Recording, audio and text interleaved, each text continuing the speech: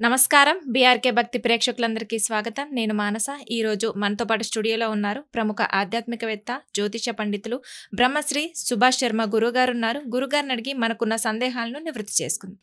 నమస్కారం గురువుగారు. శ్రీమాత్రే నమః.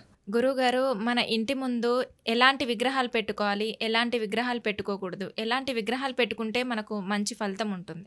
ముందుగా ప్రేక్షకులందరికీ శ్రీమాత్రే నమః, శ్రీ గురుభ్యో నమః. నమో దేవ్యై మహాదేవ్యై శివాయై సతతం నమః. నమ ప్రకృత్యై భద్రాయై నిహితాం ప్రతాస్మిత. మనము ఇంటిలో పెట్టుకోవాల్సినటువంటివి కొన్ని దైవికపరమైనటువంటి వస్తువులు కొన్ని ఉంటాయి. చాలామందికి మీరు అన్నట్టుగా ఇంటి ఎదురుగ్గా అంటే గేటుకి ఇరువైపులా ఆ స్తంభాలు ఉంటాయి కదా, దాంట్లో అంటే అవి ఎందుకు పెట్టుకుంటారంటే వీధి పోటు ఉంటే, అంటే ఇంటికి వీధి శూల కానీ వీధి పోటు ఉంటే దైవికపరమైనటువంటి విగ్రహాలను ఒక చిన్న గుడిలా చేసేసి అందులో విగ్రహం లాంటివి కానీ లేదా పటం లాంటివి, ఈ గణపతి పటాలు కానివ్వండి, అమ్మవారి పటాలు కానివ్వండి, ఈ 6 ముఖాలు ఉన్నటువంటి గణపతులు, దాన్ని నరదృష్టి గణపతి అని అంటాము, అలాంటివి కానీ చాలామంది పెట్టుకుంటుంటారు. అది వీధి పోటుకి వీధి శూలకు ఏదైనా ఇల్లు తగిలితే కనుక అలాంటి పద్ధతులు పెట్టుకుంటారు. ఇక ఇంట్లోకి వచ్చేసరికి గుమ్మం పైన ఈ వుడ్డుతో చేసినటువంటివి కానీ లేదా యంత్రాలు కానివ్వండి, లేదా ఏదైనా దేవతా పటాలు కానివ్వండి, ఇవి చాలా మట్టుకు చాలా ఇండ్లలో మనం చూస్తూ ఉంటాం. ఎందుకంటే అవన్నీ కూడా నెగిటివ్ ఇంపాక్ట్ ఇంటిలోకి రాకుండా, అంటే చెడు సంకేతాలు కానివ్వండి, గాలి ధూళి లాంటివి ఇంట్లోకి రాకుండా ఉండడానికి, ఇంట్లో ఉన్నటువంటి మనుషులకు ఒక రక్షణగా ఉండడానికి మనం గుమ్మం మీద అనేక రకాల యంత్రాలు కానీ, లేదు అనంటే నిమ్మకాయలు కానివ్వండి, గుమ్మడికాయలు కానివ్వండి, దేవతలకు సంబంధించినటువంటి ఫోటోలు కానివ్వండి, ఇలాంటివి చాలా మట్టుకు పెడతాం. ఇవన్నీ ఎందుకు పెడతాము అని అంటే కనుక ఇంట్లోకి నెగిటివ్ ఎనర్జీ రాకుండా ఉండడానికి, ఇంట్లో ఉన్నటువంటి వ్యక్తులు ఎప్పుడు కూడా ఆరోగ్యంగా ఉండడానికి ఇలాంటి పద్ధతులు ఎప్పటి నుంచో మన ఆచారంలో ఉన్నటువంటి విధానాలు.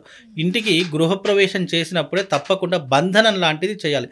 చాలా మట్టుకు గృహప్రవేశం చేస్తున్నారు కానీ ఈ మధ్యకాలంలో బంధనం ఎవరూ కూడా చేయట్లేదు. ఈ మధ్యకాలంలో 2-3 గృహప్రవేశాలకు మామూలుగా గెస్ట్ లాగా వెళ్ళాను, వాళ్ళ భక్తులు పిలిస్తే ఇలా వెళ్ళాను.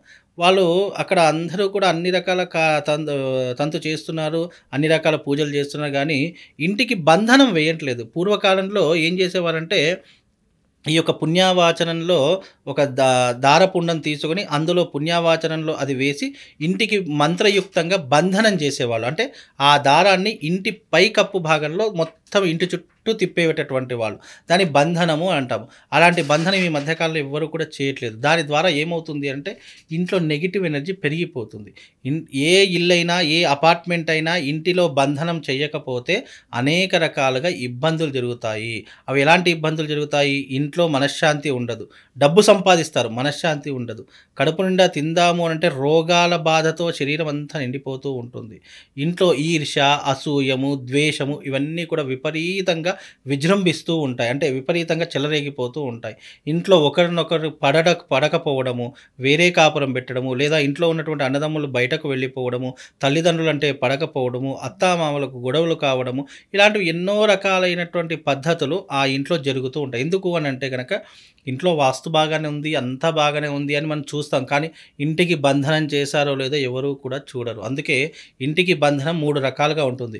1 మంత్రబంధనము, 2 యంత్రబంధనము, 3 దారబంధనము. ఈ 3 కూడా చేయడం ద్వారా ఏమవుతుందంటే ఇంట్లో నెగిటివ్ ఇంపాక్ట్ ఉండకుండా ఉంటుంది. ఇప్పుడు కోట్లు పెట్టి ఇంట్లో తీసుకుంటారు. ఒక్కొక్క అపార్ట్మెంట్ తీసుకుంటే 3 కోట్లు, 4 కోట్లు, 5 కోట్లు ఇట్లా, అంటే డబ్బును పెట్టి లగ్జరీ చూసుకుంటున్నారు తప్ప ఇంటికి రక్షణ చూసుకోవట్లేదు ఎవరైనా కానీ. కాబట్టి ఇంటికి రక్షణ చూసుకోండి, ఇంటికి బంధనం చేసుకోండి. ఎవరైనా చేసుకోకపోయినా సరే ఇప్పటికైనా ఇంటికి బంధనం చేసుకోండి. ఎందుకంటే ఇంటికి బంధనం లేకపోతే ఏమవుతుందంటే ఇంట్లో మనశ్శాంతి కరువైపోతూనే ఉంటుంది, ఇంట్లో ఒకరినొకరు పడకపోవడం జరుగుతూనే ఉంటుంది, భార్యాభర్తలకు యుద్ధ వాతావరణం మొదలవుతూనే ఉంటుంది. ఒక 2 రోజులు బాగుంటాడు, 3వ రోజుకి ఒకరినొకరు చూస్తే కోపం ఆవేశం పెరిగిపోతూ ఉంటుంది. ఇవన్నీ ఏంటి కారణం ఏంటంటే ఇంటిలో బంధనం లేకపోవడం. అందుకే చాలా మటుకు పూర్వకాలంలో ఏం చేసేవారంటే ఇంటికి బంధనం లేకుండా ఇల్లు కొనేవారు కాదట. అందుకే ఇంటికి బంధనం చేసుకోవాలి.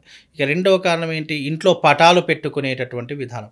ఇంట్లో దేవతల పటాలు పెట్టుకునేటటువంటి వారు ఎవరైనా సరే శాంతమూర్తులుగా ఉన్నటువంటి దేవతా ప్రతిమలు మాత్రమే పెట్టుకోవాలి. ఉగ్రస్వరూపంగా ఉన్నవి లేదా ఈ భయంకరంగా ఉన్నటువంటివి ఇప్పుడు ఎగ్జాంపుల్ లక్ష్మీ నరసింహస్వామి ఉన్నాడు, హిరణ్యకశిపుని ఇట్లా తొడ మీద కూర్చోబెట్టి ఇట్లా పేగులు చీర్చుతున్న ఫోటో చాలామంది అది ఇంట్లో చూసారు, అది తీసేయాలి. ఎందుకంటే అది ఉగ్రస్వరూపమైనటువంటి ఫోటో. అలాగే చాలామంది కాళీమాత ఫోటోను పెడుతుంటారు. కాళీమాత ఫోటో ఇంట్లో ఉండకూడదు.